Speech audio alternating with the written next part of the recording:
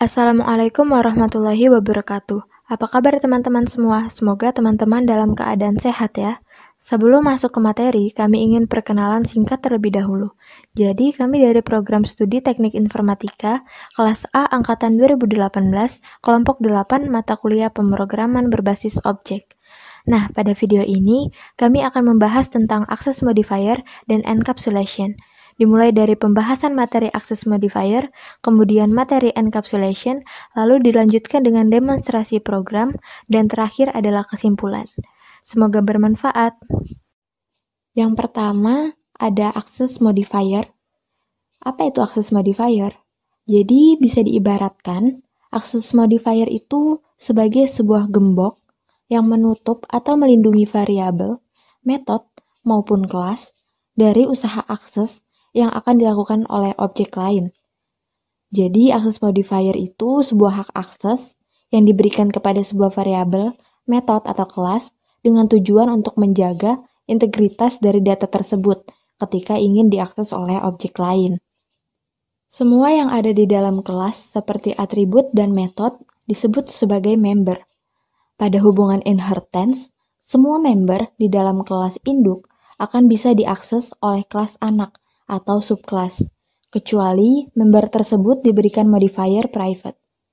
Perlu diketahui bahwa modifier tidak hanya bisa diberikan kepada member saja, tetapi juga bisa diberikan kepada interface, enum, dan kelas itu sendiri. Pada Java, terdapat 4 jenis access modifier, yaitu public, private, protected, dan default, yang mana masing-masing access modifier tersebut akan menentukan di mana saja member bisa diakses. Di sini terdapat tabel access modifier beserta keterangan di mana saja modifier tersebut bisa diakses. Pertama ada public. Modifier ini bisa diakses pada kelas yang sama, kelas yang berbeda namun dalam satu package yang sama, subkelas, dan seluruh package. Pada protected, hampir sama seperti public, namun bedanya, modifier ini tidak bisa diakses di seluruh package. Untuk default atau no access modifier, bisa diakses hanya pada kelas yang sama dan kelas yang berbeda namun dalam satu package yang sama. Untuk private, hanya bisa diakses oleh kelas itu sendiri. Sedikit penjelasan tambahan dari masing-masing access modifier. Jadi pada access modifier public, itu mempunyai hak akses yang paling luas dibandingkan yang lainnya. Karena aksesnya yang sangat luas, maka access modifier ini biasanya digunakan untuk metode setter-getter sesuai konsep OOP. Pada access modifier private, access modifier ini akan membuat member hanya bisa diakses oleh dari dalam kelas itu sendiri. Perlu diingat, access modifier private tidak bisa diberikan kepada kelas, enum, dan interface, dan hanya bisa diberikan kepada member kelas. Contoh dari penggunaan kedua access modifier tersebut pada program bisa dilihat pada gambar ini. Pada gambar, terlihat access modifier private digunakan pada atribut umur, dan access modifier public digunakan pada metode getUmur. Selanjutnya, pada access modifier protected, access modifier ini akan membuat member dan kelas hanya bisa diakses pada kelas itu sendiri, subkelas atau anak kelas, dan kelas yang berbeda namun berada pada satu package yang sama. Misalnya, terdapat kelas yang bernama makhluk hidup, subkelas yang bernama manusia, hewan, dan tumbuhan, kemudian terdapat kelas makanan. Semua kelas terdapat di dalam satu package yang sama yang bernama bumi. Nah, atribut dan metode di dalam kelas makhluk hidup bisa digunakan pada subkelas maupun kelas yang berbeda asalkan berada pada satu package yang sama. Jika digunakan pada kelas yang package-nya berbeda, maka metode ataupun atribut tidak bisa digunakan. Contoh penggunaannya dalam program bisa dilihat pada gambar ini. Di gambar terlihat access modifier protected digunakan pada atribut nilai. Yang terakhir ada default atau no access modifier. Hak akses yang satu ini tidak perlu dituliskan di metode atau variabelnya. Dengan hak akses ini, variabel atau metode dapat diakses dari kelas lain asalkan masih dalam satu package yang sama. Contoh penggunaannya dalam program bisa dilihat pada gambar di samping ini. Pada gambar terlihat atribut nama, umur, dan nilai tidak memiliki access modifier dan bisa disebut access modifiernya default. Kemudian di sini juga terdapat metode getName yang tidak memiliki access modifier.